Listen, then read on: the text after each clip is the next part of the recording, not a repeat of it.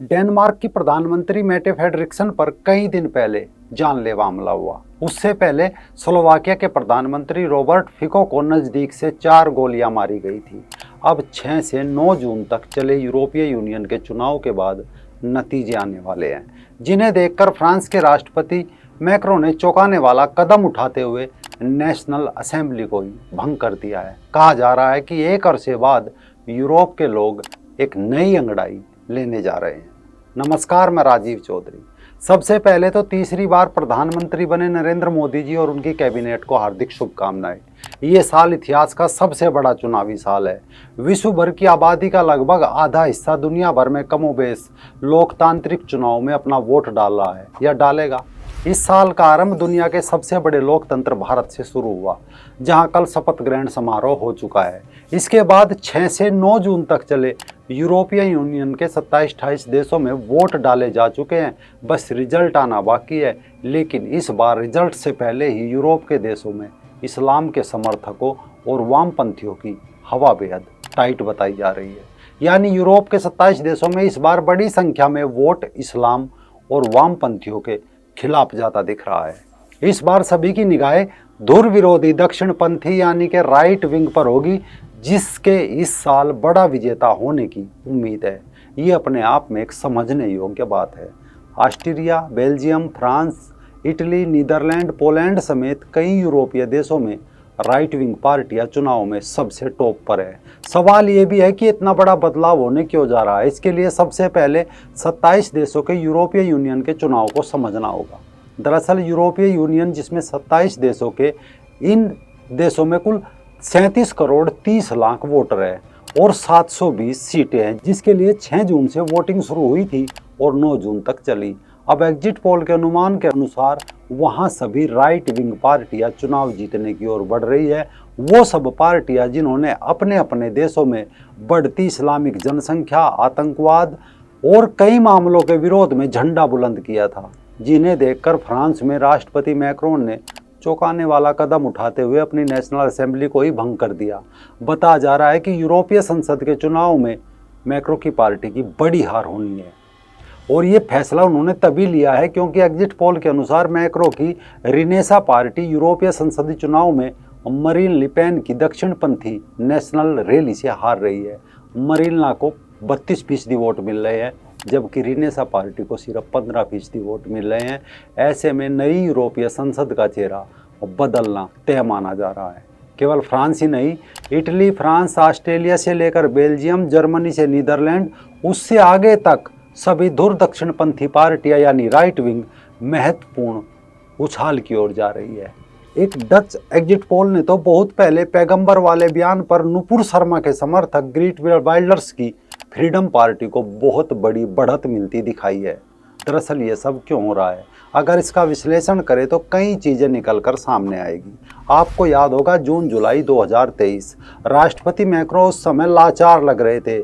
जब कोई मुल्ला कार जला रहा था, कोई बसें जला रहा था, कोई घर जला रहा था, कोई पुस्तकालय जला रहा था, कोई बैंकों में लूटपाट कर रहा था, कोई दुकानों, दफ्तरों, शॉपिंग सेंटर में लूटपाट और तोड़फोड़ मचा रहा था। फ्रांस की ऐसी हालत देखकर लोग सीरिया को याद कर रहे थे। फ्रांस में लोकतंत्र की जगह उस समय जिहाद तंत्र चल रहा था। तब मैक्रों ने इसे जिहाद न कहकर इसके लिए सोशल मीडिया को जिम्मेदार ठहरा था। लेकिन तब फ्रांस की विपक्षी नेता मरीन ले पेन इसे खुला जिहाद कहा था और इसके लिए मजहबी मुल्लाओं को जिम्मेदार ठहरा था। ठीक उसी दौरान फ्रांस के पड़ोसी देश पोलैंड ने भी कहा था कि मैक्रो झूठ बोल रहे हैं, हिंसा के लिए सोशल मीडिया जिम्मेदार नहीं है। मैक्रो को साफ कहना चाहिए कि इस हिंसा के लिए सिर्फ इस्लाम जिम्मेदार है। इसके बाद पोलैंड के प्रधानमंत्री ने फ्रांस के दंगों पर तंज कसते हुए एक आईना दिखा और एक वीडियो शेयर किया, जिसमें एक और जलता हुआ फ्रांस दिख रहा था, तो वहीं वीडियो में बीच में शांति और सुकून वाला देश पोलैंड दिख रहा था। दरअसल यूरोप में पोलैंड उन देशों में से एक है जिसमें एक भी अवैध मुस्लिम शरणार्थी नहीं है। तब वहाँ के नेता डेमोनिक का एक पुराना इंटरव्यू वायरल हुआ था, जिसमें वो कहते हैं कि पोलैंड ने 0 मुस्लिम शरणार्थियों को देश में आने की जगह दी। इस पर एंकर पूछती है, क्या आपको इस पर गर्व है? जिस पर वह कहते हैं कि हमने 20 लाख यूक्रेनियों को शरण दी है, जो शांति से यहाँ रह रहे हैं और काम कर रहे हैं। अवैध मुस्लिमों के ना होने से हमारा देश सुरक्षित है, कोई भी दंगा नहीं हुआ और ना ही आतंकी हमला। यानी पोलैंड ने एक भी शरणार्थी को अंदर नहीं घुसने दिया था, जबकि फ्रांस, जर्मनी, स्वीडन जैसे देशों ने जमकर रोते बिलखते शरणार्थियों का स्वागत किया। नतीजा फ्रांस दंगों के बाद सवाल बना कि बेतासाद संख्या में मुस्लिम शरणार्थियों को भरकर यूरोपीय देशों ने क्या एक बहुत बड़ी गलती कर दी है। इसके बाद फ्रांस की हिंसा की आग बेल्जियम तक पहुंच गई। राजधानी ब्रसेल्स में हिंसा फैलाने के आरोप में 100 से अधिक मुल्लाओं को गिरफ्तार किया गया। बाकी देशों में आग फैलने लगी तो ब्रिटेन की पार्टी ब्रिटेन फर्स्ट के नेता पॉल गोल्डिंग ने फ्रांस की हिंसा का एक वीडियो शेयर करते हुए लिखा था कि दंगाइयों ने फ्रांस के एक पुलिस स्टेशन पर रॉकेट वाले ग्रेनेड दागे। अगर ये गृह युद्ध नहीं है तो हम जानते हैं कि ये क्या है। यानी कुछ नेता इशारों में तो कुछ खुलकर सामने आ रहे थे। नीदरलैंड के सांसद ग्रिट वाल्डर्स ने खुलकर बोल रहे थे कि अगर आप जिहाद का आयात करोगे तो हैरान मत हो, आप खिलाफत बन जाएंगे। गिट ने दंगों से जुड़े कई वीडियो शेयर किए। एक वीडियो जिसमें दुकानों को लूटा जा रहा था, उस पर ट्वीट करते उन्होंने लिखा था कि मल्टी कल्चरल लूटिंग। एक ट्वीट में उन्होंने लिखा था कि स्वीडन में कुरान जलाने भर से इस्लामी सरकार और मुल्ला नाराज है, लेकिन उनकी हिंसक विचारधारा को मानने वाले लोग फ्रांस को जला रहे हैं और वो पूरी तरह चुप है। और इस ट्वीट के अंत में उन्होंने लिखा था पाखंडी। यानी विल्डर्स ने तमाम 56 मजहबी मुल्कों को साफ शब्दों में पाखंडी लिखा था। और लिखने का कारण ये था कि जब स्वीडन में कुरान जलाई गई तो तुर्की और सऊदी अरब ने कड़ी आपत्ति जताई। कई मुस्लिम देशों ने अपने राजदूत तक वापस बुला लिए। यहाँ तक कि इराक में तो स्वीडिश एम्बेसी पर हमला तक कर दिया। यूएई अलग नाराज था, कतर और ईरान अलग से आंखें दिखा रहे थे। लेकिन जब उनके मजहबी भाइयों ने फ्रांस को आग के हवाले कर दिया तो एक ने भी ये नहीं कहा कि ये गलत है, क्योंकि फ्रांस की करीब 7 करोड़ आबादी को 60 लाख के करीब मजहबी मुल्ला लूटने में लगे हुए थे। फ्रांस ही नहीं, स्वीडन के हालात भी कुछ ऐसे ही थे। स्वीडन ने यूरोपीय देश की तुलना में सबसे आगे बढ़कर इस्लामिक देशों से आ रहे शरणार्थियों के लिए अपने दरवाजे खोल दिए थे। न केवल शरण बल्कि परिणाम की परवाह किए बिना उन लोगों को मुफ्त घर, भोजन, मुफ्त स्कूल, स्वास्थ्य सुविधाएं, भत्ते तक दिए। वहाँ की राइट विंग पार्टियां जब विरोध कर रही थी, बोल रही थी कि यहाँ के करदाताओं, टैक्स पेयर, उनके बच्चों को मजहबी कट्टरता और हिंसा, यौन अपराध की सौगात मिल रही है, आप इसे बंद कीजिए। लेकिन मामूली बातों पर ये लोग वहाँ दंगे कर रहे थे। स्वीडन में कत्ल हो रहे थे और बार बार कर्फ्यू लग रहा था। हालांकि स्वीडन की सरकार को समझ आ गया था कि ये बहुत बड़ी गलती हो चुकी है, लेकिन वह सार्वजनिक रूप से इसे स्वीकार करने को तैयार नहीं थे। ना ही कोई सुनने वाला था, क्योंकि यूरोपीय यूनियन के करीब 720 सांसदों में अधिकांश वामपंथी या फिर मजहबी मानसिकता के सांसद मौजूद थे। सब जानते हैं कि यूरोपीय संघ के सभी देश एक दूसरे का सहयोग करते हैं, लेकिन मजहबी शरणार्थियों ने यूरोपीय यूनियन को झुकाने के लिए उसके अंदर एक अपना यूनियन बना लिया, जिससे यूरोप की राजनीति, आस्था, संस्कृति उनके मत को प्रभावित कर सके। यानी जैसे Muslim council of Britain, MCB, union of Islamic organisation of France, Italy का UCII जैसे अलग देशों के संगठन एक दूसरे के सुर में बोलने लगे। मसलन अगर घटना इटली की है तो फ्रांस से लेकर इटली तक के सभी संगठन उनके पक्ष में सड़कों पर आएंगे। यानी एक साथ 27 देशों में विरोध होगा तो विरोध को अखबारों में सुर्खियाँ मिलेगी। जब अखबारों या मीडिया में सुर्खियाँ मिलेगी तो अरब के भी देश मुंह उठाकर उनके पक्ष में अजान देंगे। सभी यूरोपियन देशों के मुस्लिम संगठन 56 मुस्लिम देशों के साथ हो गए।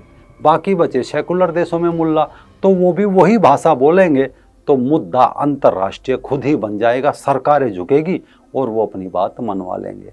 इटली के पत्रकार लोरेंजो वेडिनी ने एक बार यहाँ तक कहा था कि मीडिया और सरकारों के साथ व्यवहार करते समय ये मुल्ला अक्सर उदारवादी मुखौटा दिखाते हैं, सार्वजनिक रूप से एकीकरण और लोकतंत्र का समर्थन करते हैं, लेकिन अपनी मस्जिदों में एक बिल्कुल अलग ही बयानबाजी का समर्थन करते हैं।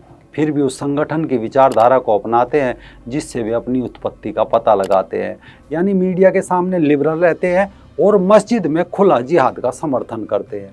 इन सब चीज़ों की इटली की प्रधानमंत्री मेलोनी समझ रही थी और इटली में मेलोनी ने मस्जिदों के बाहर नमाज पर बैन लगाने के लिए एक मसौदा कानून भी बनाया। और प्रधानमंत्री मेलोनी ने साफ बोला कि हमारी सभ्यता के मूल्यों और इस्लामिक मूल्यों के बीच कोई समानता नहीं है। इसके अलावा नॉर्वे और स्वीडन के बाद डेनमार्क में भी आसमानी किताब जलाने की घटनाएं सामने आने लगी। आसमानी किताब जलाने वालों ने जो स्थान चुना वो भी हैरान कर देने वाले थे।